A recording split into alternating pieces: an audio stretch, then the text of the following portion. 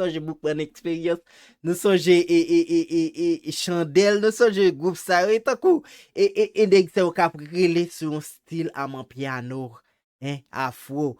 What? Kounya wap kriye pou se kou, men personne pa tande encore. Ça vraiment Haïti, style Haïti, tout bagay li gen rapport avec Haïti, vibe, son, musique, artiste, tout bagay c'est Haïti. Wow. Wow. Wow, ça perfect. Maman Ayiti, yo fè ou mal encore. Maman Ayiti, piti tou yo oublié fort. Maman Ayiti, pa ka viv